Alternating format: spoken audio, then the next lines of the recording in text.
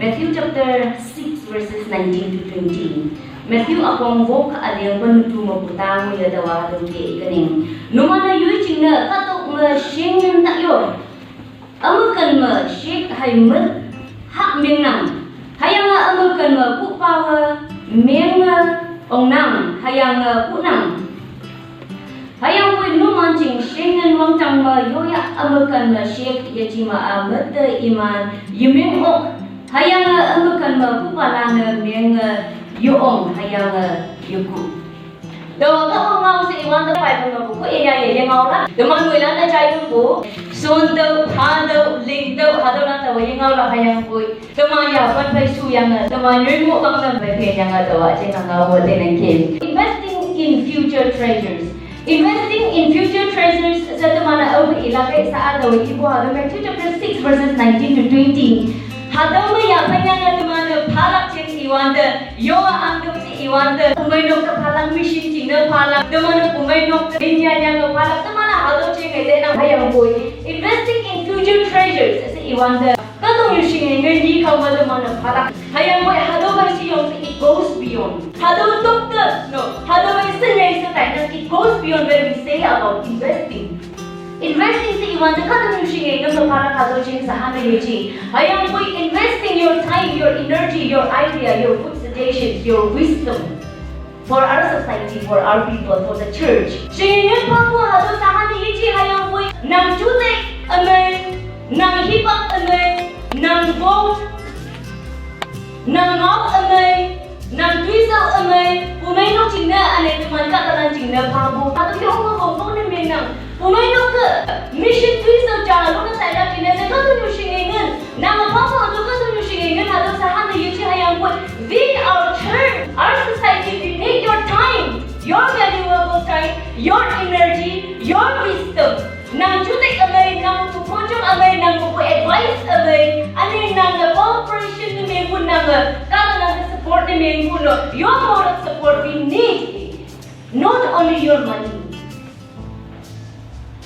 Demana hado investment si iwan da shingin pala hado chen sa hada yang shingin papa hayang po nang hado pumayok din nang moral support yung mga ni Mengpo it's just incomplete mission nang shingin papa hayang po nang chute amay yung pa nang hipak yung mga ni Mengpo hado ay incomplete mission ni Mengpo to make our mission a complete mission.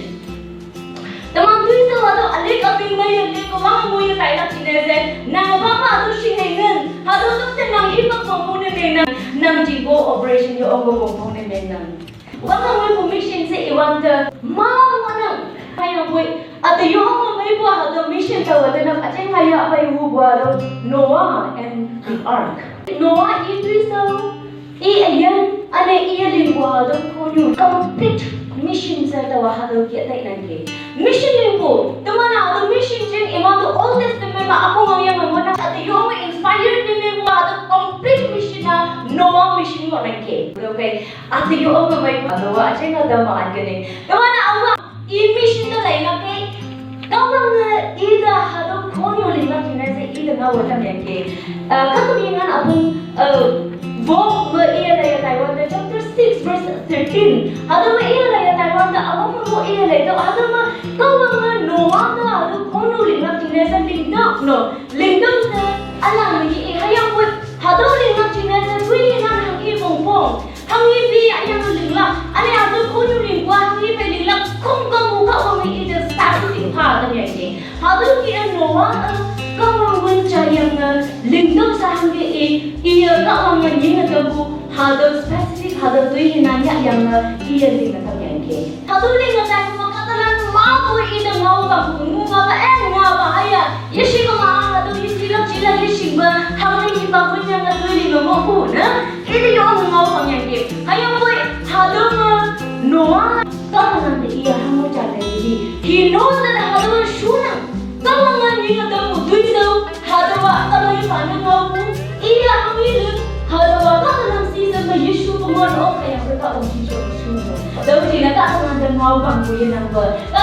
ngau tan ni ko yan ang iya hado man ko yan ke ane iya hado complete na yan ke iya hado kung ka muli na so yan ke ane ka mga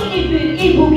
yan mo yan ha Awi abang kau punya apa yang hado mayan na kami yung mulai by wonder iya hangsi kalek na may hado lang kong buaya na tamo yang ki ali mak na ditambah hado mayan na kami buaya di mana hado no waktu saudara ya Taiwan some obedient abang mau obedient sincerity investment of his time and energy no abang mga iya ka ang winchay mo yang ki Hipak ye may wong iya pada kamu invest in mo tu mana hadong itu lah ane patient hadong chat mana ni kalau na hangsin ngau ya pun iya hadong chat lagi patient ane hadong ling mo may iyo na sangyang ki hayang may hadong patient mo ya ki teman ka yung kakanan teman na may sibang duit saja kalau yung life ni may kumaayos si kumaayos duit saja teman Linga Taiwan haru mga sang puni may kumaa tumanong sila iyan yung puti ilo na hanghi apok pa isin lago rin sa buhay but he did not leave his work incomplete sayang ke ako mo yan iyan na niyang with patience commitment naman ang hindi kalakada magpanapapo commitment lang sa ijute mong siyang yahalan sa panapayang iyan din mo naman ang hindi kalakada hado noa iyan kinyo mo wang nama teman singaya laka tani hado teman juai wan teman sing konteks makatalan jang lui pangayaku katong nyo ngap anye pangku katalan da anye complain na minggu katalan jang lui criticize na minggu aming mga chinese ngabu amay ringya kuy kata jang may nang gisa ilang hado ikaw ayo may sangay lang na pangayaku hado katong nyo hado anu orang nang hado katong nyo dengi tamana hado mission tuiring lang hado wat punya sesuatu tu ni yang luang nang teman mission tuiring nang chinese yung wanda nang so nang chinese yung wanda teman chinese monggo nang cuci alai pana mo kata ayo amang mo kata aja ngai mo kata ada ya hado nang duit sampai bilang chinese nang bulan pagi mo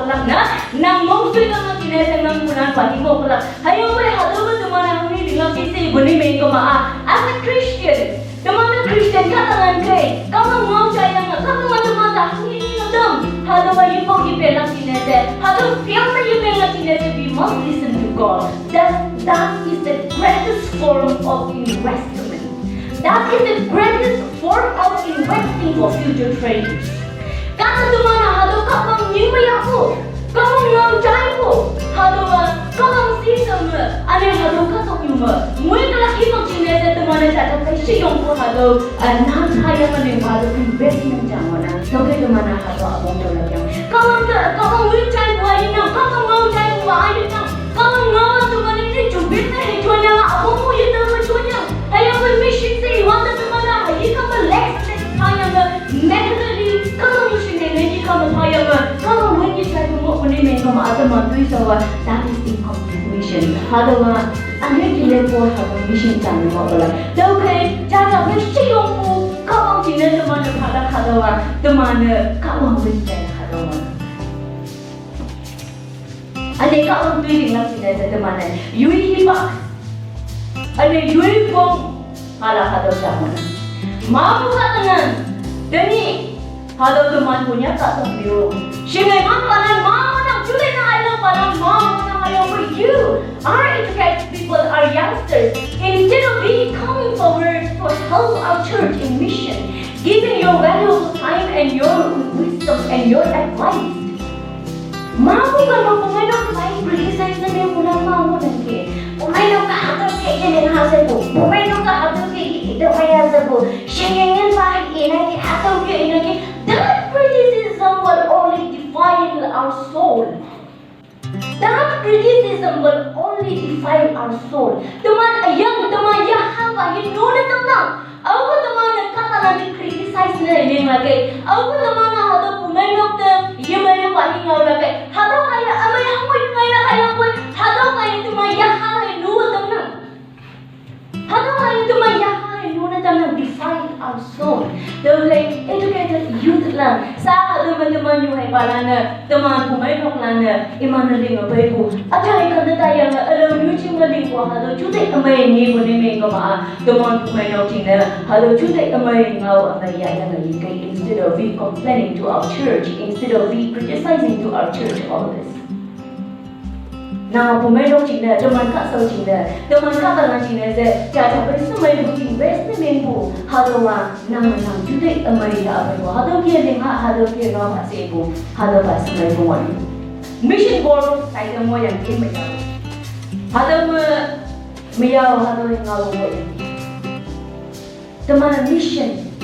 Teman ka om tu ding so san la. Teman mission ching na zui ding la se iwan da. Mission se iwan da teman apong ni de ko hado jama. Ma bu ka ta. Mission se iwan da hado hi kam me nya nya ma phala. Hado hi kam teman me nya nya ma phala hado sahai te yang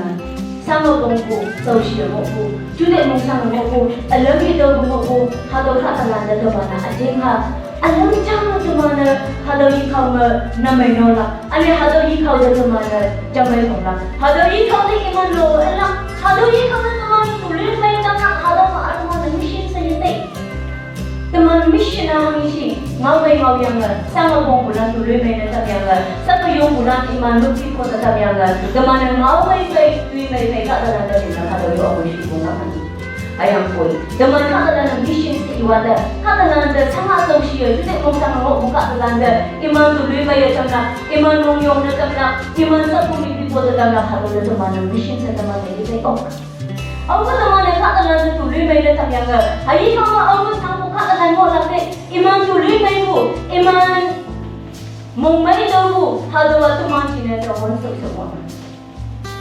kata sama po mo po hado katakan sinese nang mahangin mo nangke hado damo tayo nga hado ikaw sa chome po hado ikaw sa nga sa usyo jude mo sa mo po hado ikaw sa mga chome po hado wa ating pa nang mo chang ating pa nang ating ako hado kay hado ikaw sa chome po yang ating pa iman mong may daw uli may kamaan kamang sinete hadawa yung tuyong chango nang ano yung duman sinete hadawa mo so chango nang duman na hado siya mo ano yung investment sa iwan next point prayer duman na yung mga Christian katalan daw new site pa hado hipapi inang papo sa iwan na singingin mo papo hado doy ang daw singingin papo hado duman na ngay po dyan mission jinang papo ajale mong tu huwa daw liking jama ngan haja pan phana te liking jama daw ngan haja ta phai ma kata jaga full sponsor ne meng na te tuman ke bishya ma hado wa yak lang iyang ado no hoi kaw ne yemeng so la kamano liking jama ngan haja pan haja ta phai yang lebu jama ta full sponsor ne meng 50-60,000 phai yang nang hame chia pi daw mission field jaga daw hado ki phala te operation daw na mai no la te lang sa pala kaya ngayon katalan pa ayun ang buhang mamong yemeng la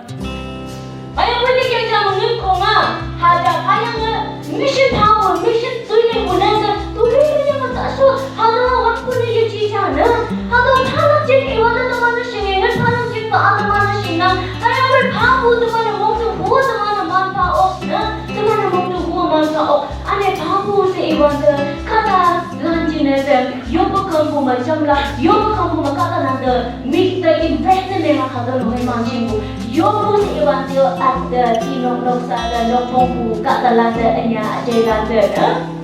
yopo ada naik ko na yopo we never go out beyond our household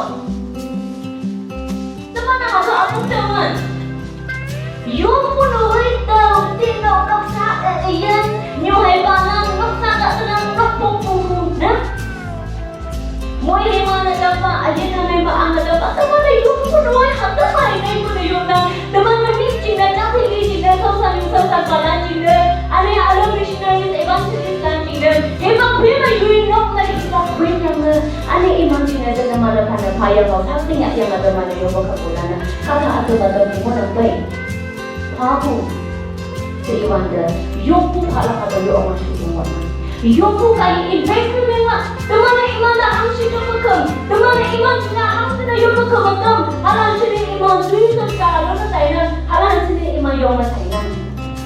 tuy sao anh tapi kaya ni kalau kamu nusi dengan sahapa yang demana hado i kamai yo puni menga maka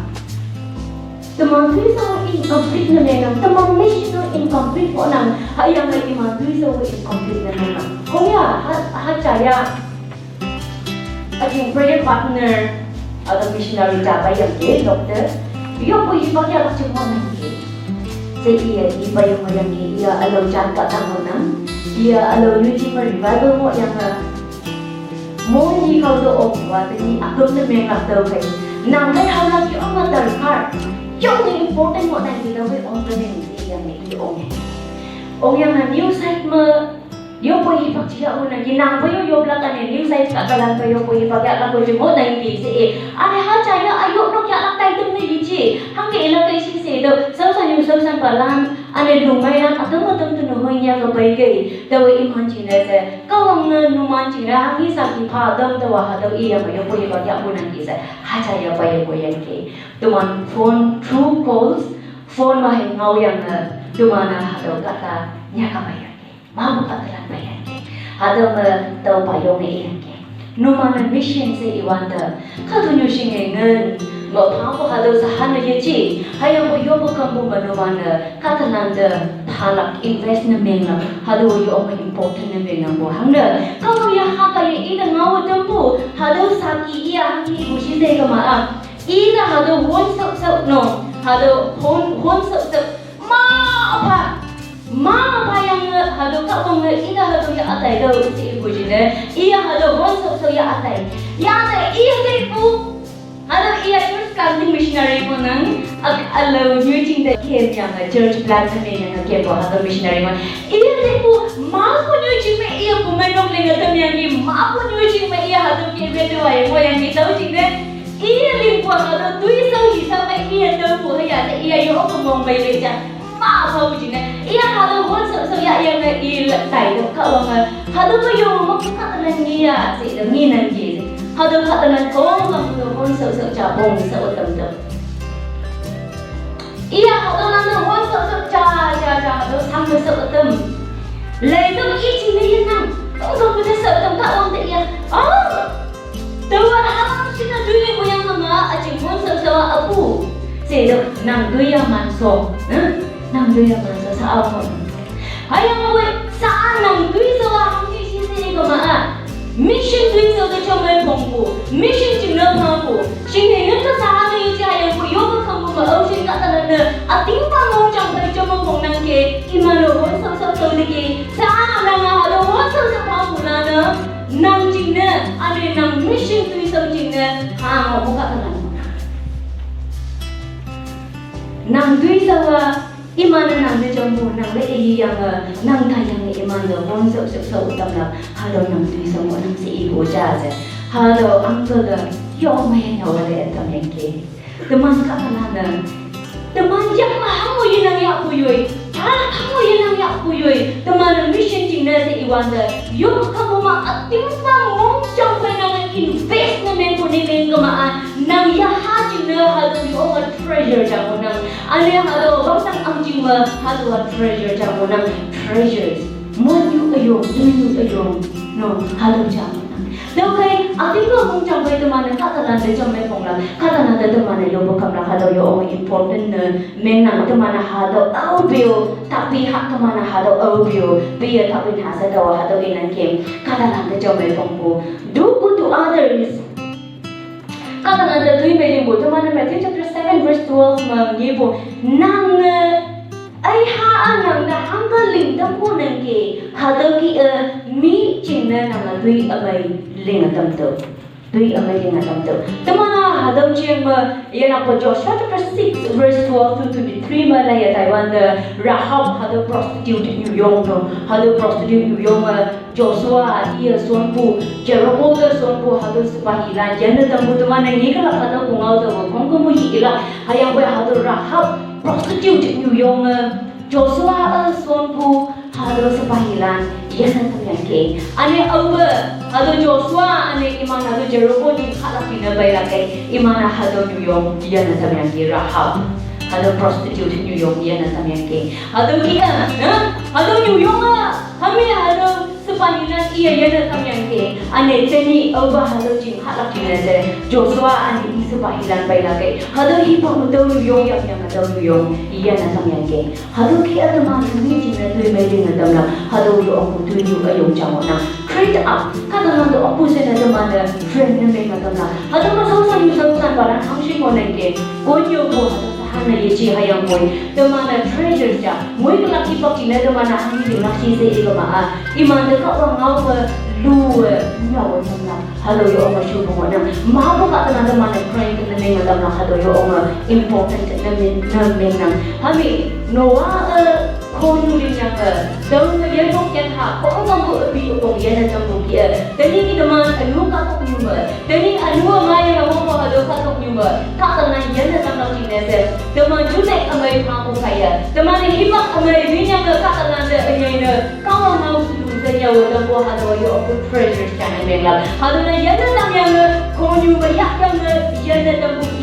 deman ling lak deman tu so deman mission a ha ye shi se e ba ma iman ji me di paknan banyang iman te ngau me ngau tamyang kawang ngau sulu ba banyang tamyang iman yan tamla iman train me nga tamla halo to man dui sa monang daw kay mission sa iwan ta kamo nyu shingin hambo missionary son bu yashi ko ma alo hado cha hana ye chi hayang boy to man hi pak amai ju te amai phaya nga ka ta han da jam me phong la hado yo ma shu mo monang ma bu kan ba to man mission dui sa iwan da happy otoman pai mission check iwan da mission tu jong jing yo ma se chai yang ke ane deman ka talan ma bu kan ma buthan ma ishi ko ma hado aham nyu ching ma deman missionary plan sonya na monang hado ka talan alo ka ta alo wang na sabi ko ka talan himan na bunga amay ko matam yang Christian ka na convert na me la tinese son ko hado monang daw tinese taman ni pa ma mission tai tum taman na chon nang hayang ko hado mo tang mo yang Christian ka ta Christian ka to ane hado headquarter ma Christian nan siyo mo nang damana hado Hindu Muslim nan tay daman hanggang deal na men nang ke hado Hindu Muslim nan tay daman hanggang mo nang ke alawang nan damen ko katanan tay hanggang mo nang ke 2019 ma tuman aham katalan non-Christian katalan da yogo kamyang kem yang ke hado bay ma tani o chang kem ha se akung cha phe do ye ma mo yong tue hado yi pa ma hangi bu shi se ko ma aka ta jai non-Christian nan da yob yang tak kem se ka wa ngai inan ke numana hado kem buni men ko ma alo yu chim reflection ngai la si inan ke kyo ma confused ne men ating mai ma hado wa ka wa ngai ibu na chi non-Christian nan da yob yang tak kem se ating mai ma ka wa ngai ya kawa nga ating mai ngai iba si ibu ne men ko ma ang hado bai ko ngaku chat sa tayo ngau ko matam to bini men ngadam ngau aman ko madam daw si ibu hado kan tawa bai ko ngayo na be hama atama na mission sa hangin niya klap demang mostang momo ko hado Hindu Muslim na kay hoy demang yo ko ka buyi ba ya na yo ane hado na jing na hoy demang ibak yurin imana demang na ngawa may man bong dam ko hama atama ko may no demang riso demang mission na hanggang mo na demang na hado understand na nila sa mo na ki hado do demang na sa ile terus ini ya hangau se iya poyoi hado ya kaya luna hayang bo teni mo demang mission se iwan ajai ka do so ko ile yang demang ya so mo so hado na piyo demang ya so mo so hado na da apong ito ko hado chen ni inang so kay hado ya sa iya ko ane hado ya mau bu ya ha so ko hado ka talanda ya hangau mau hado landa yi English ba ko ne ye chi hayang bo mission se iwan demang ajai ka missionary so ko hado iyang teman ya so ko hado ka talan kai tuiling na hado biya bin kuma dani teman hado ke ko toga hado ni pa teman ngau mo ni hama Bible ba bo hado ngai bin yang ngai teman so ta ngai la ane teman tu so bin na tawang yo hado ke ngau mo yang ke ma bu sai ibu ke pangaya ko ka tung yung monang dele pa ko ka tung yung monang ngau pangaya ko ka tung yung monang tuiso ano ngai ye tai la dene pang ko hado ka tung mo nang hayang mo hado pa ma teman with commitment teman yu ye tan ka phaya nga last commitment me yang last chu dai mong jang ya halan sa kana phaya nga ka na na teman ngau ku ye si ko ma ka na teman criticize me bu hado na ye chai ba lengla